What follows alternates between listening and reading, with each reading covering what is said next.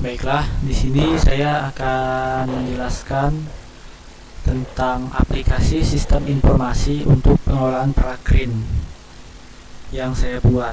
Tapi sebelum masuk ke aplikasinya, saya akan sedikit jelaskan terlebih dahulu dasar dari aplikasi yang saya buat. Jadi aplikasi ini itu dibuat menggunakan framework Codeinator 4. Lalu nanti untuk template adminnya itu menggunakan Ample Admin Lite, yang mana Ample Admin Lite itu basicnya itu dari Bootstrap, tapi udah dimodifikasi. Contoh misal kayak pewarnaannya gitu kan, udah bukan bawaan Bootstrap lagi, tapi untuk sintaks-sintaksnya itu masih sama dengan Bootstrap. Nah, lalu di aplikasi ini itu terdiri dari 4 role. Yang pertama admin, yang kedua itu kajur atau kepala jurusan ya di sekolah masing-masing, tiap jurusan, lalu pembimbing dan siswa. Nah, mungkin di sini akan saya jelaskan mulai dari yang admin dulu, karena kan semua data itu dikelola oleh adminnya ya. Jadi kurang lebih nanti tampilannya itu seperti ini. Jika untuk para pegawai, entah itu admin, kajur, dan guru pembimbing, itu bisa masuk menggunakan username, sementara nanti untuk siswa itu masuknya menggunakan NIS. Nah, di sini saya masuk sebagai admin. Nah, tampilannya akan seperti ini. Jadi di sini ada menu-menu, datanya masih kosong semua, sengaja saya kosongkan supaya kita tes satu-satu ya. Nah, jadi kita mulai dari yang halaman depan ini aja ya dulu. Jadi saya jelaskan sedikit kronologi atau latar belakangnya. Jadi aplikasi ini tuh saya buat untuk memenuhi permintaan klien untuk tugas akhir kuliahnya. Jadi walaupun di sini dibuat SMK Negeri 1 Tanjung Pura, tapi ini aplikasi ini tidak terikat dengan instansi manapun. Jadi hanya untuk sebatas pengerjaan tugas akhir kuliah aja gitu. Nah, yang mana latar belakang si klien ini minta aplikasi seperti ini itu adalah karena yang pertama supaya siswa di sekolah ini gitu kan, pada saat ingin melaksanakan prakrin gitu, tidak perlu susah-susah untuk mengambil surat permohonan ke TU lagi gitu. Nah, jadi permasalahan dasarnya itu. Jadi supaya siswa ini kalau mau ngambil surat permohonannya ya tinggal download aja langsung dari aplikasinya gitu. Dan juga untuk ngasihnya itu tinggal upload aja, jadi nggak ngantri-ngantri ke TU atau para wali kelas nggak capek-capek lagi membagikan ke siswa yang mau PKL-nya gitu. Nah, jadi dasarnya tuh kronologinya seperti itulah ya, tapi kan dengan sedikit pengembangan supaya nanti ada beberapa yang bisa di manajemen juga. Contohnya nanti sertifikat PKL. Nah, di sini kan kita sebagai admin ya. Jadi di sini untuk pertama kali halaman depan admin itu kita disuruh untuk upload surat permohonan. Nah, jadi admin pertama buat dulu contoh surat permohonannya. Jadi kan nanti si siswa download kan ada data-data diri kan, kayak nama siswanya, terus dia mau PKL di mana, terus udah dapat izin atau belum dengan tempat PKL dia, tanda tangannya gitu kan, surat-surat izinnya seperti itu. Nah, itu kan ada templatenya itu kan biasa dari TU ya, jadi dibuat dulu secara manual. Jika sudah jadikan ke PDF lalu upload di sini. Nah, jadi misalnya kita upload nih mana ya, formatnya harus PDF ya. Nah, ini aja. Nah, jadi misalnya kita upload.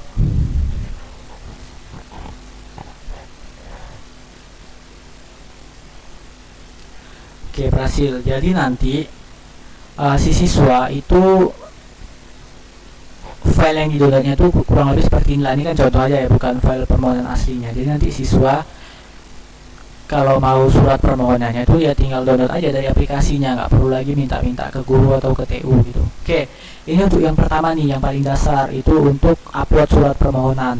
Oke, lalu kalau di bawahnya itu ada jurusan. Nah, di sini kan tiap sekolah kan punya jurusannya masing-masing ya. Jadi misalnya saya tambah jurusan TKJ. satu dulu ya, tambah. Nah kalau misalnya udah, nanti akan seperti ini. Nah untuk jurusan itu tidak bisa dihapus karena nanti jurusan ini akan terhubung atau terintegrasi dengan seluruh siswa yang pernah mendaftar di jurusan tersebut. Jadi misalnya kita masukin data siswa yang mana jurusannya TKJ misalnya kan. Jadi nanti sewaktu-waktu kalau misalnya jurusan dihapus, maka siswa yang jurusan TKJ ini semuanya akan error nih, mulai dari sertifikat dan nilainya. Jadi untuk jurusan itu tidak bisa dihapus, hanya bisa diedit aja. Kalau misalnya ini kan TKJ ya, jadi kalau misalnya kita jelek TKJ kan, bagusnya teknik komputer dan jaringan, ya udah itu gak masalah, tetap terhubung ya, teknik komputer dan jaringan. Nah di sini juga kan tadi untuk nambah, yang untuk ngedit di sini itu untuk mengisi format penilaian atau belangko penilaian gitu. Jadi kita klik. Nah biasa kan dalam setiap jurusan itu poin-poin penilaian itu kan beda-beda ya. Mungkin untuk penilaian non teknis kayak penilaian sikap sama semua itu kan, mulai dari kejujuran, tanggung jawab, seperti itu. Tapi untuk penilaian teknis kan dia beda-beda ya. Jadi kalau misal TKJ tentang komputer, nanti kan nama penilaian kalau jurusan lain ya beda lagi. Jadi saya kasih contoh di sini. Untuk penilaian non teknis, tanggung jawab, setelah itu disiplin, kita tambah 3 aja dulu ya. Disiplin, perilaku. Oke. Untuk penilaian teknisnya, perakitan komputer, instalasi komputer, instalasi jaringan. Oke, kita tambah. Nah jadi nanti pada saat siswa udah selesai PKL, inilah nilai yang akan diisi nanti untuk sertifikatnya gitu. Jadi ya silakan disesuaikan aja lah kan dengan format di sekolahnya masing-masing gitu. Oke, jurusan sudah selesai. Sekarang kita tambah data siswanya. Kita tambah 2 aja dulu ya di nama siswa, misal siswa 1, misalnya Tuaga Fatmana, jurusan kelas, telepon, alamat, kasih strip aja dulu biar nggak susah. Jadi biar siswa aja yang edit nanti. Oke, tambah. Kita tambah 1 lagi. Ini siswa 2, misnya 65431, jurusan sama, TKJ, kelas sama, telepon, alamat. Oke, ini udah kita tambah nih data untuk 2 siswa. Sekarang ke pegawai, kita tambah pegawainya. Nah pegawai ini ada 2 ya, ada kajur atau kepala jurusan dan pembimbingnya. Jadi kita tambah masing-masing 1 aja. Nah untuk kajur itu tiap jurusan dia beda-beda. Jadi kalau misalnya ini kajur, terus kita nanti kan ada banyak nih, kita tambah nih jurusan lagi. Kita tambah kayak rekayasa perangkat lunak. Kita edit dulu.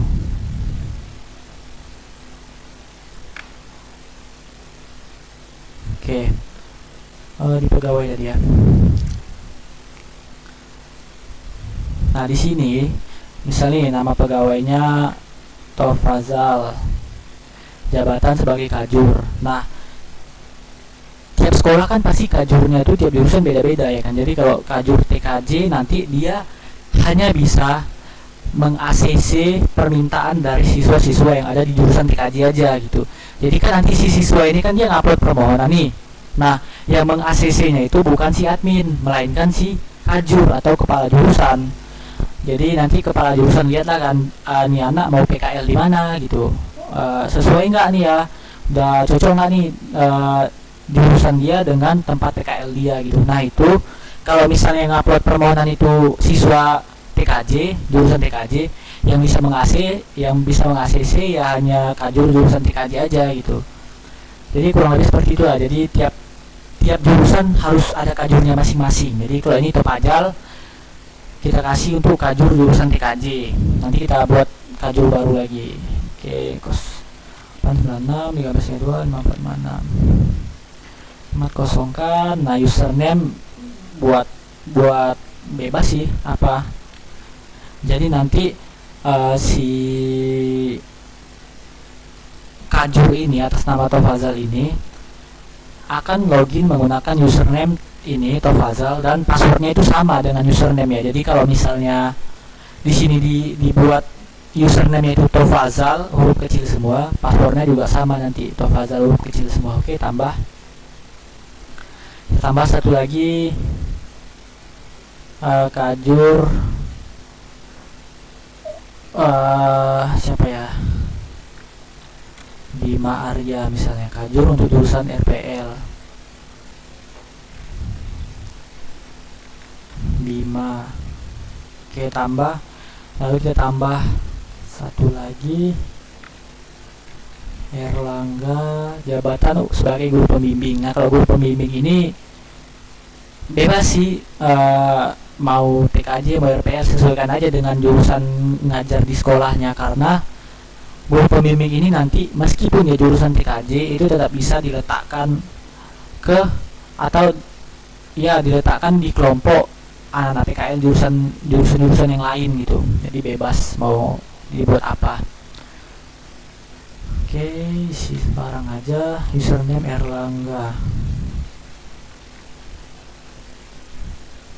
Oke, selesai ini ya.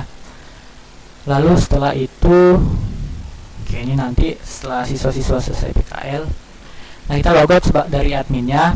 Sekarang kita login sebagai siswa. Ingat tadi ada dua siswa, NIS-nya itu 123456 sama 654321 ya. Nah, untuk passwordnya itu bawaannya dia sama dengan NIS ya. Jadi kalau NIS-nya 13456, passwordnya sama juga.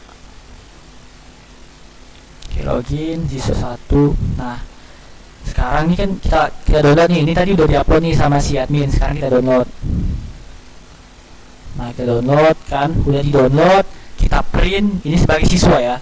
Udah saya download nih surat permohonannya, terus saya print, lalu saya isi data-datanya, minta tanda tangan sama pihak instansi yang mau saya datangi tempat PKL-nya.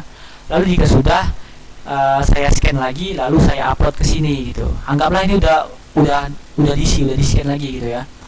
Jadi misal saya mau PKL di PT Egio Link Partner. Oke, surat permohonan tadi ini saya upload.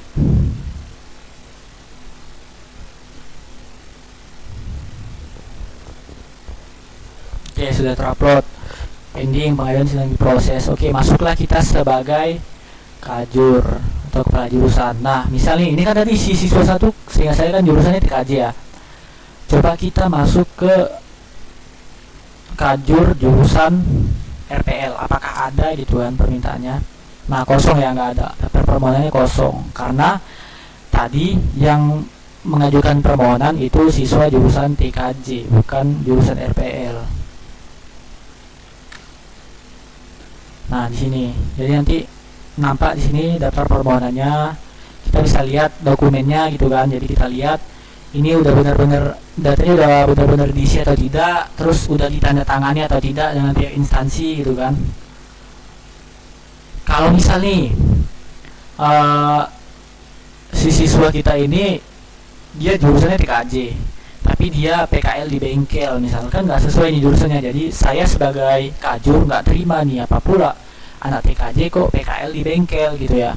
Ya udah kita tolak. Lalu alasan ditolak itu adalah tidak sesuai jurusan. Oke, tolak nih. Nah, kalau ditolak nanti di riwayat ini masuk ya, mana yang disetujui dan mana yang ditolak. Nah, ini ditolak tanggal berapa udah ada. Oke, masuklah lagi kita sebagai siswa nih. Kita lihat nih, oh ternyata kita ditolak gitu ya. Nah, ditolak sekarang. Kembali, alasannya apa? Tidak sesuai jurusan. Oke, kita cari tempat lain lah misal. Misal saya sekarang PKL di LKP Hasibuan Course, kita upload lagi surat permohonannya. Yang pertama kita download dulu kan surat kosongnya, kita print, baru kita isi lagi ya kayak awal tadi lah kan. Kalau udah kita upload.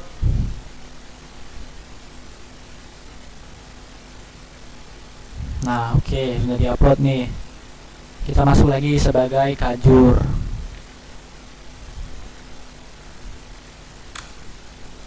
Oke, jika sudah kita lihat dokumen, anggaplah udah betul ya, kita setujui. Nah nanti akan masuk ke riwayat. Nah sekarang coba kita masuk lagi ke siswa satu lagi, kita ajukan permohonan juga.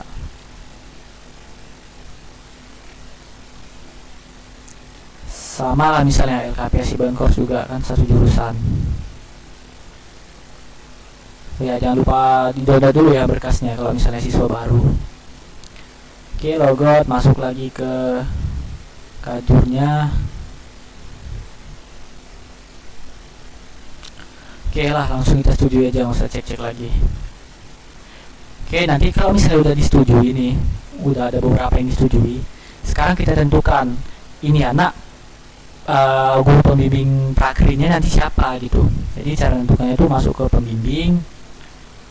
Nanti kan di sini ada nih list guru-guru pembimbingnya siapa-siapa aja. Ini kan tadi karena emang cuma satu guru pembimbing yang kita buat kan, cuma si Erlangga. Jadi kalau misalnya ada beberapa yang kita masukkan sebagai guru pembimbing, nanti akan banyak nih muncul di sini. Yang nanti nampak juga lah ini bapak ini udah ditentukan belum tempat PKL-nya gitu ya. Kalau udah, nanti jumlah siswanya berapa gitu. Jadi ya kalau misalnya udah ditentukan, ya kita cari guru-guru lain lah yang belum ada kerjaan gitu ya. Oke, kita klik kelompok. Nah ini Bapak Erlangga ini mau kita tempatkan di mana gitu.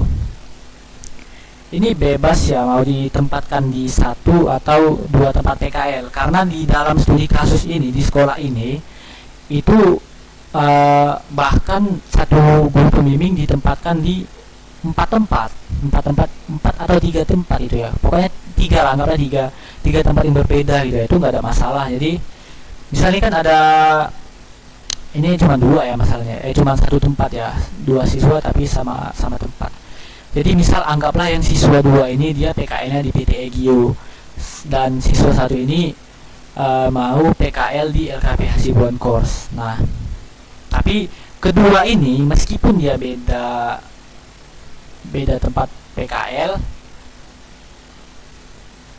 tapi guru pembimbingnya sama gitu. Oke, jadi misalnya saya tambah kayak gini nih. Jadi ini sebenarnya nggak ada ketentuan ya untuk pemisahnya tuh mau pakai apa, boleh pakai koma atau boleh pakai yang lain, tapi menurut saya lebih rapi sih pakai tanda pipe gini, tanda garis tegak gitu. Jadi bebas ya kalau misalnya di sini mau misalnya ini satu guru tiga tempat gitu kan, PT PLN lagi, ya udah nggak masalah gitu, disesuaikan aja. Tapi ini cuma satu yang kita buat ya. Oke. Ya tinggal di checklist saja siswa-siswa yang mau dimasukkan ke tempat si bapak ini, lalu kita klik simpan kelompok. Nah nanti nampak nih si bapak ini ditempatkan di mana aja gitu, jumlah siswanya berapa. Oke. Lalu menu satu lagi ini menu akun, ya biasa lah ya untuk ganti foto, ganti password, ganti username, kayaknya nggak perlu saya jelaskan. Kita logout nih. Kita masuk lagi sebagai siswa dulu ya, sebagai siswa. Kan kita udah dimasukkan ke dalam kelompok. Nanti tampilannya kayak mana nih kira-kira? Nah, kayak gini sekarang. Kalau misalnya udah masuk dalam kelompok, nanti tampilannya seperti ini. Jadi ditentukan tempat PKL di mana, guru pembimbing siapa. Nah ini telepon guru pembimbingnya ya. Jadi mana tahu si siswa ini ingin menghubungi guru pembimbingnya, ingin konsultasi atau tanya gitu kan. Jadi udah ada informasinya di dalam aplikasi ini. Lalu kalau mau lihat foto guru pembimbingnya juga bisa gitu. Nah ini kan karena guru pembimbingnya belum kita ganti fotonya. Oke. Kalau untuk siswa halamannya menu-menunya cuma dua aja sih, dashboard sama akun yang nggak perlu jelasin lah ya. Jadi sekarang kita masuk dulu sebagai si guru pembimbing Erlangga. Erlangga. Nah, tampilannya kurang lebih sama, cuman sekarang ada tombol selesainya, tempat PKL, guru pembimbing, telepon, ini siswa-siswanya yang dia pegang gitu ya. Lalu di sini foto siswa. Kalau siswa tadi di sini ngelihat foto guru pembimbingnya, tapi kalau guru pembimbing itu ngelihat foto siswanya gitu. Ya makanya ini bisa dibilang seperti harus disosialisasikan lah ke siswa untuk mengubah fotonya di akun mereka masing-masing gitu. Ini misal saya ubah foto si guru pembimbing ya.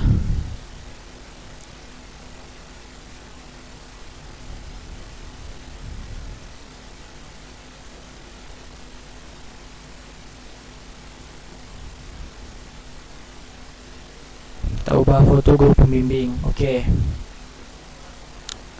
Kalau misalnya kita masuk lagi tadi ya sebagai si siswa,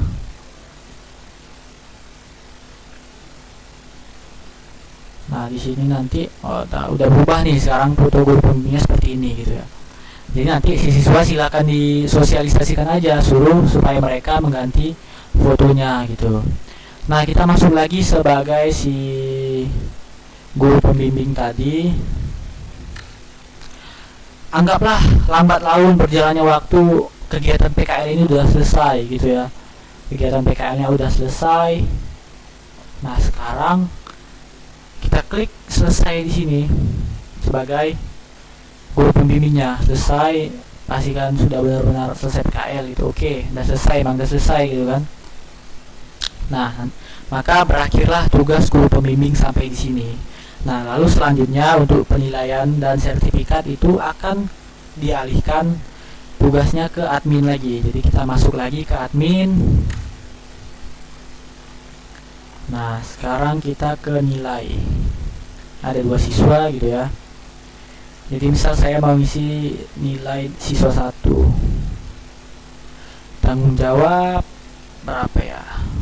98, 9, 10. Disiplinnya 99, perakitannya 80, instalasi 75, CC aja ya. 90, oke 99, oke simpan penilaian. Lalu siswa kedua kita kasih juga nilainya berapa ya? Rata 70 aja lah ya, 70 biar nggak capek. Oke, simpan. Nah, jika sudah diisi nilainya, maka akan masuk di bagian sertifikat. Jadi sekarang kalau misal kita mau cetak sertifikatnya, yaitu bisa tinggal klik cover to sertifikat bagian depan, nilai itu sertifikat bagian belakangnya, bagian nilainya. Ini kalau misal kita mau ubah nilai gitu. Misalnya saya mau cetak sertifikat untuk siswa 1 gitu. Udah kita klik aja.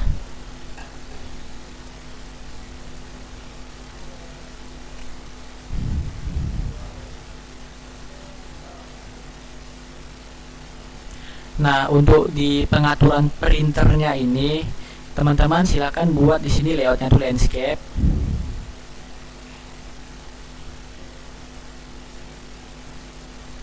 Lalu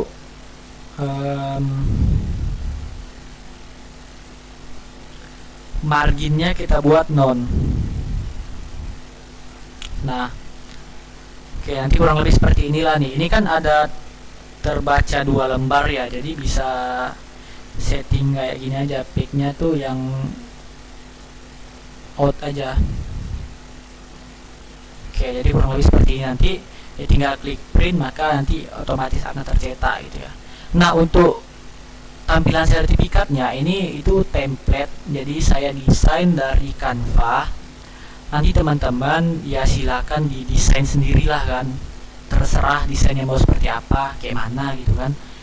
Dan ya pastinya ini nanti bagian bacaan siswanya ini tata letaknya itu pasti harus dimodifikasi, karena kan beda template, beda tata letak, masih beda lah kan jarak-jaraknya. Nah itu silakan dimodifikasi sendiri, atau jika ada kendala boleh hubungi saya untuk menyesuaikan tata letaknya sesuai dengan sertifikat yang teman-teman desain gitu ya. Oke, jadi settingannya kurang lebih seperti ini nih. Layoutnya landscape, marginnya kita buat non, lalu supaya dia satu lembar aja, page-nya kita buat outpack only. Oke, anggaplah kalau misalnya udah, tinggal klik print aja gitu ya. Nah, itu untuk bagian depan. Kalau untuk bagian nilai, ya pilih yang bagian nilai. Nah, sama ini sertifikatnya saya desain sendiri. Nah, kalau seperti ini tampilannya, teman-teman klik more setting, lalu background grafiknya ini dicentang, jadi supaya ada backgroundnya. Oke, marginnya non, scale-nya default. Oke, kertasnya jangan lupa ya, kertasnya ukurannya A4. Nah, sama ini juga backgroundnya saya desain sendiri, nggak desain sih, saya download dari internet gitu ya. Kalau misalnya teman-teman kurang puas dengan hasilnya dan mau desain sendiri, ya silakan, nggak ada masalah. Untuk tata letaknya nanti jika ada kendala boleh chat saya aja biar saya bantu gitu. Nah, tapi saya di sini tidak bukan saya yang mengubah gitu ya. Jadi saya hanya ngasih tahu aja.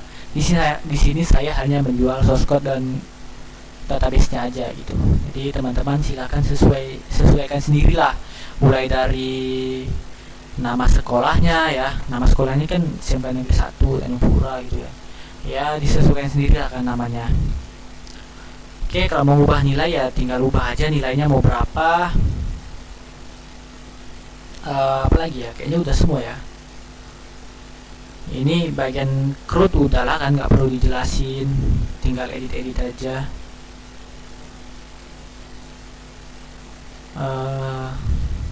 Oke lah. Oke, saya rasa cukup segini dulu. Jika ada pertanyaan, silahkan nanti boleh hubungi WA saya terkait dengan alur dan cara kerja websitenya gitu ya, aplikasinya. Nanti WA nya saya taruh di deskripsi. Sekian dari saya, terima kasih.